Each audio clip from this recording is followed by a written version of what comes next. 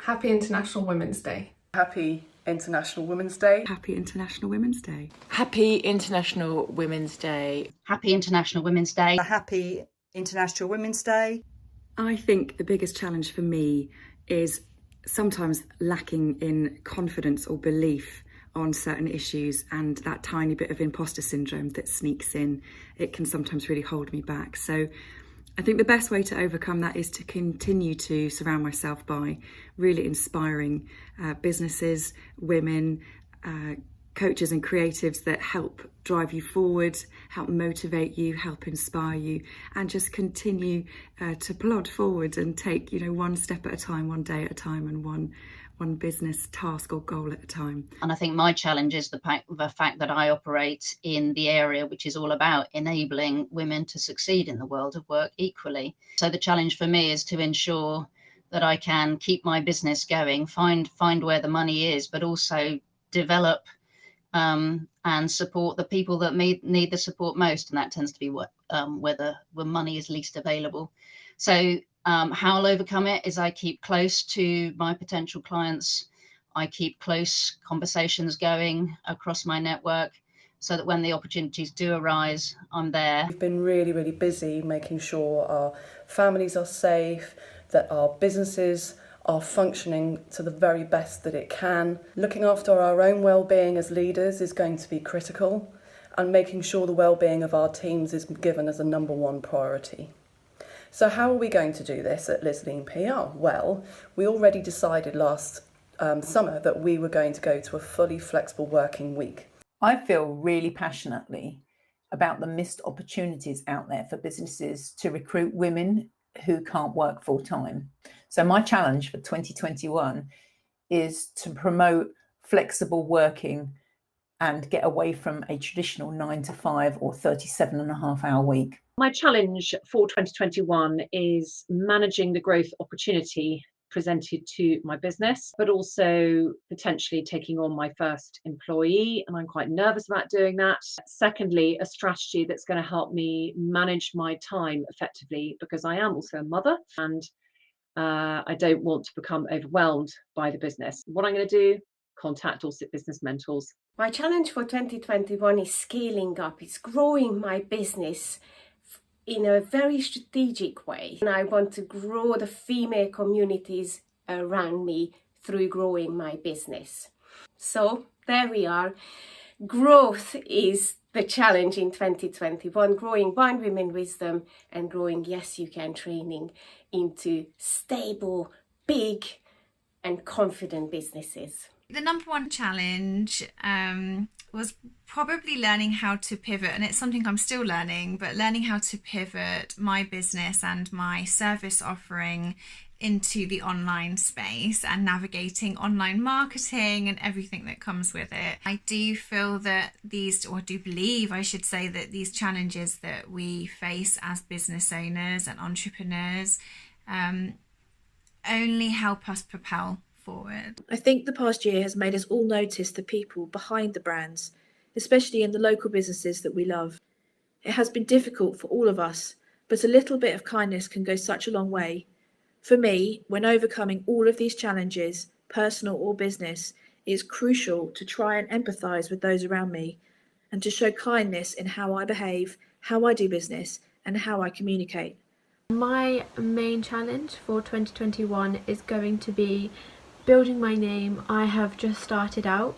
I'm young, I am female, and this is the year that I really need to build that reputation. I'm going to use Instagram to my full advantage. I have already built a great little community on Instagram. I think it's really supportive. You need to show off your work. You need to be proud of what you're producing and show it to the world. My 2021 challenge is to pick up on the good news stories. I will do this by reconnecting with social media and reaching the right people to engage in a collaborative restoration of our marketplace. My biggest challenge as a woman business leader is that in marketing things keep changing. There's a whole new world of machine learning, loads of data to sort of manage, and it's really hard to keep on top of. What can I do to sort of overcome this though? I mean, it's one of those things, isn't it, where it's always going to change. I think it's just keeping up to date with the latest trends and trying to keep up with the ball rolling. I think the biggest challenge for me as a female business leader is engagement. That really struggle to get from giving loads of stuff to actually converting people into clients. The challenge for me is finding the bit I love most, doing that, and trying not to worry too much if my business isn't consistent. For 2021, my challenge is going to be launching a second business.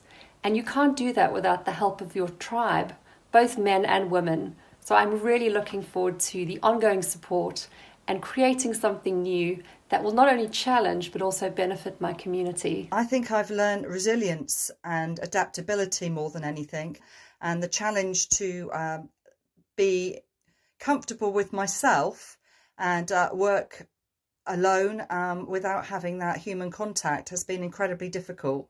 I look forward to coming out of lockdown and regaining those relationships, and that physical side of meeting people is something that I'm sure the human race will adapt back to. My challenge for 2020, like most of us, was how to ensure that our business survives. The way that I solved it in particular was being much firmer, clearer in my leadership. And the way that I became clear was reaching out to lots of the contacts, lots of the relationships that I'd built over the years, leaning on those just to kind of find out what was happening. And asking for help is a sign of strength, not a sign of weakness. Now, often in a bid to getting everything done, women forget themselves. They forget looking after themselves, and that is really important. Our mental health has suffered collectively as women, our physical health has suffered, and we need to carve out those special, precious moments for ourselves to rejuvenate, to recharge, and that would be my wishes for everyone, and I'm going to try to exercise that more as well.